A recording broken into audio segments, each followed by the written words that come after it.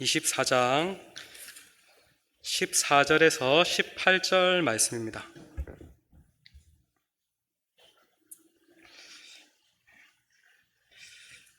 짧은 말씀이기 때문에 우리 다 같이 한 목소리로 오늘은 읽겠습니다. 시작.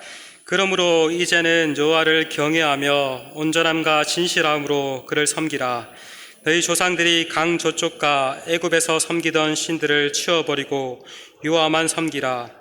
만일 여호와를 섬기는 것이 너에게 좋지 않게 보이거든 너희 조상들이 강 저쪽에서 섬기던 신들이든지 또는 너희가 거주하는 땅에 있는 아모리 족속의 신들이든지 너희가 섬길 자를 오늘 택하라. 오직 나와 내 집은 여호와를 섬기겠노라 하니 백성이 대답하여 이르되 우리가 결단코 여호와를 버리고 다른 신들을 섬기기를 하지 아니하오리니 이는 우리 하나님 여호와께서 친히 우리와 우리 조상들을 인도하여 애굽 땅 종되었던 집에서 올라오게 하시고 우리 목전에서 그 큰 이적들을 행하시고 우리가 행한 모든 길과 우리가 지나온 모든 백성 중에서 우리를 보호하셨으며 여호와께서 또 모든 백성들과 이 땅에 거주하던 아모리 족속을 우리 앞에서 쫓아내셨음이라. 그러므로 우리도 여호와를 섬기리니 그는 우리 하나님이시니이다 하니라. 아멘. 오늘은 너희 섬길 자를 택하라라는 제목으로 하나님 말씀 살펴보겠습니다. 인생에 관한 이런 명언이 있다고 합니다. 혹은 장폴 사르트르라는 철학자가 한 명언이라도 하기도 하고 또 아니라고 하는데 한번 띄워주시겠어요? 인생은 B와 D 사이에 있는 시다. 혹시 들어보셨나요? 여기서 B는 태어남을 뜻하는 birth를 뜻하고 D는 죽음을 뜻하는 death를 뜻합니다. 그러면 C는 무엇일까요? C는 choice, 선택을 뜻한다라고 합니다. 즉 우리가 인생에서 태어나서 죽을 때까지 수많은 선택을 한다라는 말입니다. 실제로 우리는 인생을 살아가면서 꽤 많은 선택을 하며 살아가죠. 중국집에서 짜장면을 먹을까 짬뽕을 먹을까 또 고민 가운데 선택을 하고 또 오늘도 그랬는지 모르겠어요. 교회를 갈까 말까 선택을 하기도 하고 또 밤에 야식을 먹을까 말까 고민하며 선택을 합니다. 그래서 서울대의 한 교수님께서 이런 명언을 했다고 합니다. 한번 띄워주세요. 자, 갈까 말까 할 때는 어떻게 하라? 가라. 살까 말까 할 때는 사지 마라. 말할까 말까 할 때는 어떻게 하라고요? 말하지 마라. 줄까 말까 할 때는 줘라. 먹을까 말까 할 때는 먹지 마라. 근데 여러분, 대개 우리는 어떻습니까? 이 반대로 선택을 하고 행동을 하죠. 물건을 살까 말까 고민하면서 어차피 나중에 쓰고 필요한데 하면서 그냥 필요도 안 한데 그냥 삽니다. 그리고 안 쓰죠, 맞죠? 늦은 밤에 라면을 끓일까 말까 끓여 먹을까 말까 맛있으면 0칼로리 다이어트는 내일부터 하면서 또 먹습니다, 맞죠? 그래서 후회를 하죠. 인생을 살아가면서 어떤 선택을 하느냐에 따라 그 인생이 완전히 달라집니다. 우리 신앙생활도 마찬가지입니다. 하나님을 섬기느냐 다른 무엇을 섬기느냐에 따라서 그 인생이 완전히 달라집니다. 사람은 예배하는 존재다라는 말이 있습니다.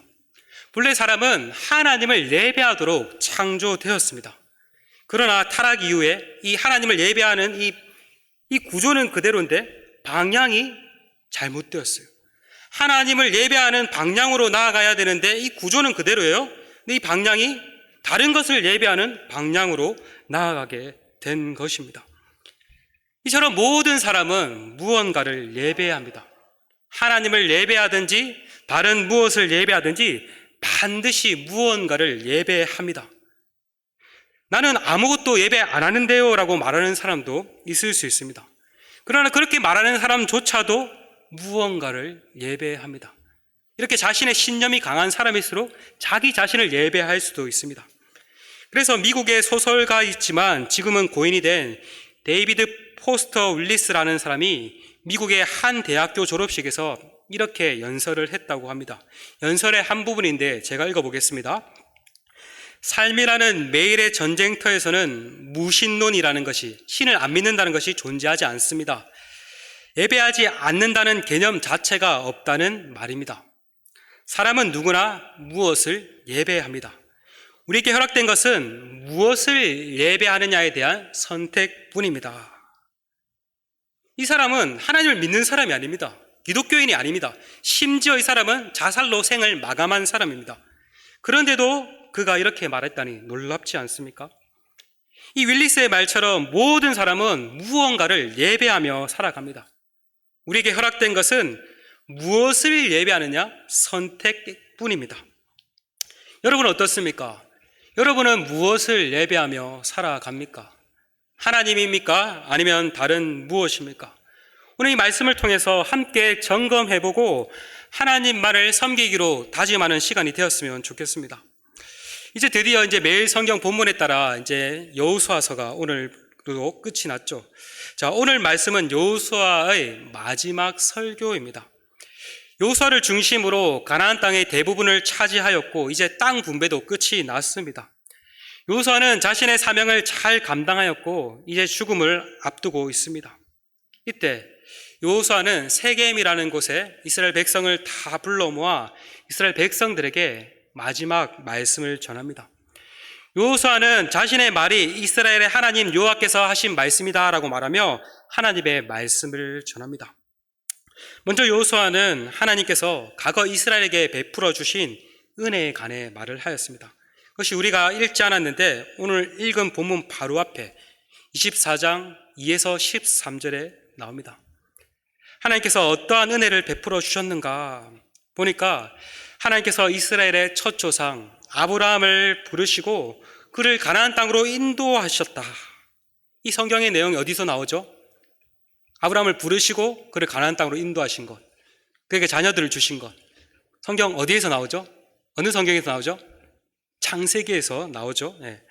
뿐만 아니라 하나님께서는 이집트의 종으로 살던 이스라엘 백성들을 구원해 내셨다.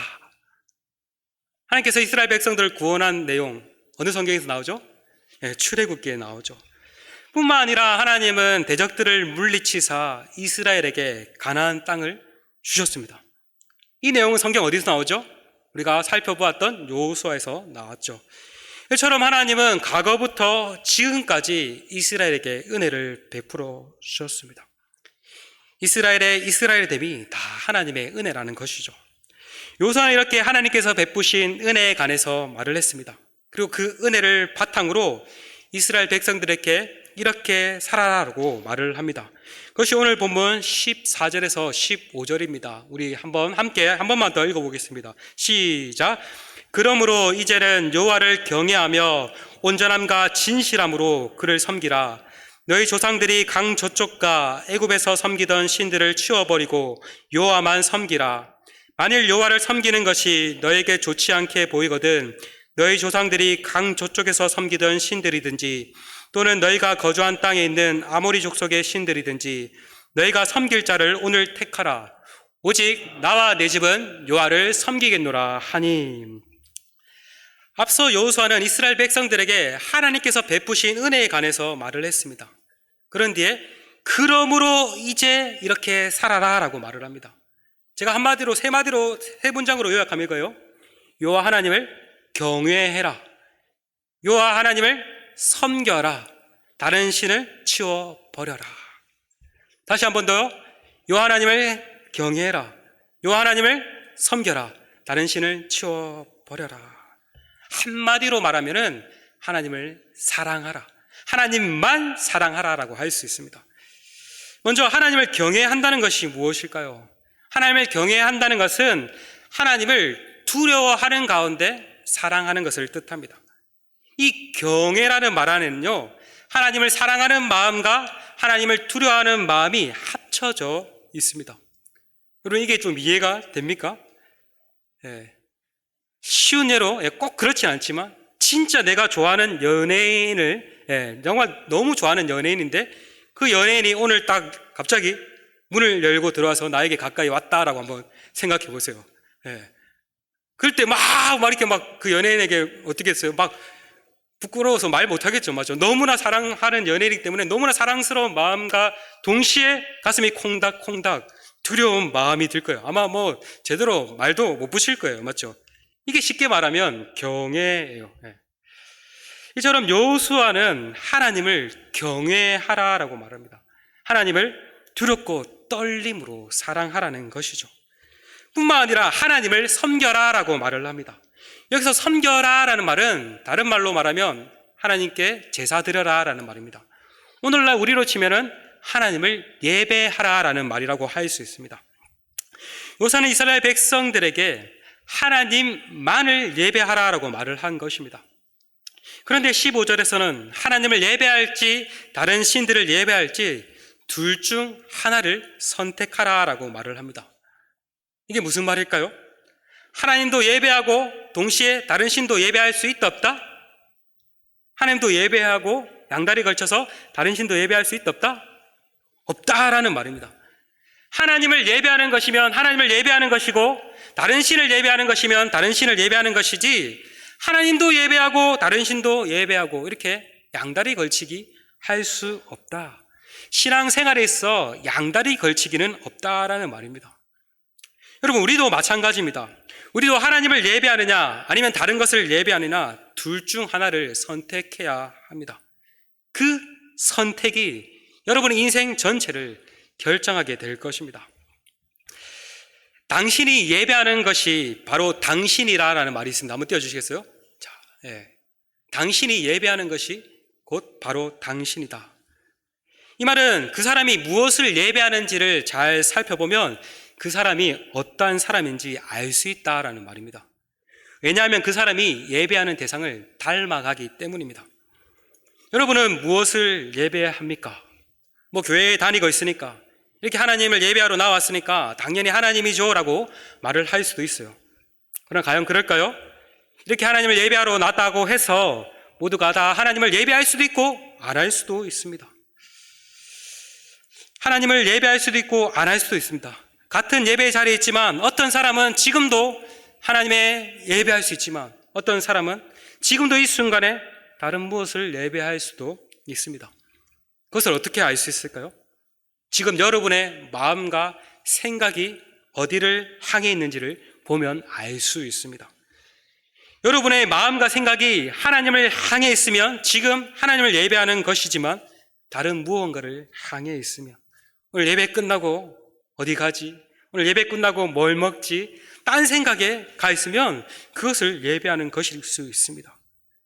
지금 이 순간 여러분의 마음과 생각이 어디를 향해 있습니까? 그것이 바로 여러분이 예배하고 있는 대상입니다. 그래서 종교개혁자 마르틴 루터는 이렇게 말을 했습니다. 당신이 마음에 집착하고 신뢰하는 것이 무엇이든 그것이 진정한 당신의 신이다. 당신의 예배의 대상이다. 여러분의 마음과 생각을 가득 차지하고 있는 것이 무엇입니까? 여러분이 주중에 주로 많이 생각하고 있는 것이 무엇입니까? 여러분이 신뢰하고 의지하고 있는 대상이 무엇입니까? 그것이 바로 여러분의 하나님입니다. 여러분의 예배의 대상입니다. 그것이 하나님일 수도 있고 다른 신일 수도 있고 또 다른 사람이 될 수도 있고 심지어 자기 자신이 될 수도 있습니다. 자기 자신을 오늘날 많은 사람들은 예배를 합니다. 또 돈, 명예, 대학교, 외모, 정치 등 모든 것이 다 될 수 있습니다. 돈, 명예, 대학, 외모 이거 나쁜 거 아니에요? 덜 중요한 거 아니에요? 너무나 중요하고 좋은 것이지만 이것이 하나님보다 내 마음 깊숙이 차지하고 있다면 이것이 우상이고 이것이 여러분이 섬기고 있는 신일 것입니다. 그럼 여러분에게 다시 한번 묻겠습니다. 여러분은 무엇을 예배하며 살아가십니까? 하나님입니까? 아니면 다른 그 무엇입니까? 여러분이 하나님 외에 다른 무언가를 예배하고 있다면 여러분도 다시 하나님과 다른 신 중 하나를 선택해야 합니다. 하나님 외에 다른 것을 섬기고 있다면 다시 돌이켜서 하나님을 섬겨야 합니다. 왜냐하면 여러분이 예배하는 그것이 여러분의 삶을 파괴할 것이기 때문입니다. 하나님 외에 다른 것을 예배하면 엄청난 것을 우리에게 줄 것처럼 속삭입니다. 이 대학에만 들어가면 내 인생이 달라질 거야. 이 사람과 결혼하면 진짜 행복할 거야. 저기 저 높은 지위까지 올라가면, 수많은 돈을 벌면 행복할 거야 라고 우리에게 다른 무언가는 나를 섬기면은 행복을 줄 것처럼 속삭입니다. 그러나 그것들은 우리에게 진정한 행복과 만족감을 결코 줄 수 없습니다. 오히려 우리에게 더 큰 실망감만 안겨줄 것입니다. 그리고 결국은 우리 자신을 삼켜버릴 것입니다. 어떤 남자가 정말 좋아하는 여자아이랑 사귀게 되었습니다. 그래서 너무 좋았죠. 평소에도 너무나 좋아했는데 그 좋아하는 여자와 사귀게 되었으니까 너무 좋았습니다. 그래서 그 남자아이의 마음과 생각에 온통 그 여자아이밖에 없었습니다. 그 여자를 섬기고 그 여자를 예배한 거죠. 근데 어느 날 갑자기 그 여자가 우리 더 이상 만나지 말자라고 이별을 선언했습니다. 슬프죠. 그러자 그 남자는 너무나 그 여자애를 좋아했기 때문에 멘붕에 빠져버렸습니다. 근데 여기까지 끝나면 되는데 그렇지 않았습니다. 그 여자에게 계속 집착해서 끊임없이 문자를 보내고 심지어 스토킹을 합니다. 그런데 그래도 안 되니까 결국 그 여자를 죽여버린 일이 발생했습니다. 여러분, 이건 제가 지어낸 이야기인데 있을 법한 내용을 지어냈습니다. 실제로 오늘날 뉴스에서 이렇게 살인을 한 경우 아주 많이 일어나죠. 예전에도 의대생이 맞죠. 그 똑똑한 의대생이 여자친구가 헤어지자고 하지가 여자친구를 죽이고, 최근에도 그런 일들이 일어났습니다. 그렇죠? 누군가를 좋아하고 사랑하는 것은 너무나 좋은 일입니다. 그러나 하나님보다 더 사랑한다면 결국 그 사람으로 인해 그 인생이 파괴가 되는 것이죠. 또 다른 예를 한번 들어볼까요? 아주 똑똑한 아이가 있었습니다. 이 아이는 너무나 공부를 잘했기 때문에 어릴 때부터 목표가 의대에 들어가는 것이었습니다. 요즘에 너도 나도 다 의대를 가려고 하잖아요. 이 아이도 너무나 똑똑했기 때문에 목표가 의대였어요. 그래서 의대에 가기 위해서 정말 열심히 노력을 했습니다. 그리고 집에서도 비싼 과외를 시키면서 전적으로 서포트했습니다. 그런데 결정적으로 시험을 못 봐서 결국 의대에 들어가지 못했습니다. 어릴 때부터 의대를만을 바라보며 열심히 공부를 했는데 의대에 떨어지니까 삶이 낙이 없어졌습니다. 그래서 이렇게 살면 못하겠나 하면서 결국 스스로 생을 마감했습니다. 그것도 제가 지어낸 이야기인데 실제로 있을 법한 내용이죠.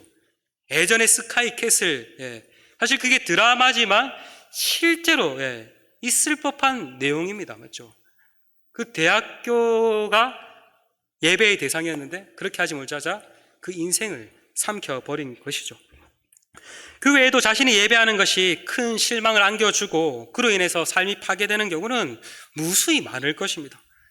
그렇기 때문에 우리는 그것으로부터 돌이켜 하나님을 섬겨야 합니다. 우리 참 예배의 대상이신 하나님은 결코 우리를 실망시키지 않으십니다. 우리에게 더 큰 만족과 참된 기쁨과 참된 평안을 주십니다. 하나님은요, 우리의 삶을 파괴시키거나 망하게 하시지 않으십니다. 오히려 우리를 살리시고 우리에게 참 생명을 주십니다. 왜 우리가 하나님만을 섬기고 하나님을 예배해야 하는가? 단순히 천국 가기 위해서일까요? 그렇게 안 하면 심판받기 위해서일까요? 아닙니다. 하나님을 섬기고 하나님을 예배하는 것이 하나님이 우리를 본래 만드신 창조의 목적이고 그 목적대로 살아갈 때 진정한 만족과 진정한 기쁨과 진정한 평안과 진정한 생명이 있기 때문입니다. 하나님을 예배하면 하나님만 영광 받으시는 것이 아니라 우리도 하나님과 함께 영광을 받기 때문입니다. 그러니 하나님을 예배하는 인생이 가장 복된 인생인 거죠. 우리는요, 자기 자신을 예배하면은 자기가 높아질 거라고 착각하고 많은 사람들은 살아갑니다. 그러나 자기 자신을 예배하면 오히려 그게 망하는 길입니다. 하나님을 예배하면은 우리 인생이 꼬일 거라고 생각합니다. 그러나 오히려 반대죠. 하나님을 예배하면 우리도 더불어 존귀케 됩니다. 여러분, 정말 모두 복된 인생을 살고 싶지 않습니까? 다른 거 없습니다. 하나님만을 온전히 예배할 때 가능합니다. 특별히 이렇게 수험생들, 고3들, 또 고등학교 친구들, 시험 너무나 중요하죠. 맞죠? 이 시험 한 번에 따라서 대학의 당락이 결정되기 때문에 너무나 중요하죠. 열심히 하세요. 그런데 하나님보다 더 사랑하지는 마세요. 내 열심으로 뭔가를 해가지고 내가 열심히 이루면은 뭔가 될 것 같지만 하나님 없이 이루는 그 모든 것은 사실 성공이 아니라 망하는 지름길이라는 것을 여러분 꼭 기억하십시오. 그래서 정말 바라기는 우리 모두가 올 한 해 하나님만을 온전히 예배함으로써 하나님께서 주시는 참된 복됨을 받기를 소망합니다. 하나님으로부터 주어지는 참 만족과 참 기쁨과 참 평안과 참 생명을 맛보는 우리 모두가 되시길 간절히 소망합니다. 아멘. 아멘. 이 시간 함께 찬양하며 나아갔으면 좋겠습니다. 은혜라는 찬양인데 오늘 말씀에서 여호수아는 그냥 하나님만을 섬겨라 라고 말을 하지 않았습니다. 하나님께서 베푸신 은혜를 먼저 말을 한 후 그 은혜 받은 자로서 마땅히 하나님을 섬겨야 할 것을 말을 하였습니다. 여러분, 우리가 어떻게 하나님만을 온전히 섬길 수 있을까요? 우리가 어떻게 하나님만을 온전히 예배할 수 있을까요? 하나님께서 우리에게 베푸신 그 은혜를 맛보고 그 은혜를 기억할 때입니다. 하나님께서 베푸신 은혜를 기억할 때 우리가 하나님 온전히 섬길 수 있고 하나님을 온전히 예배할 수 있습니다. 지금 함께 다 같이 일어나셔서 은혜라는 찬양을 부르며 하나님께서 베푸신 은혜를 기억하며 온전히 하나님만을 섬기기로 결단하는 시간 되었으면 좋겠습니다.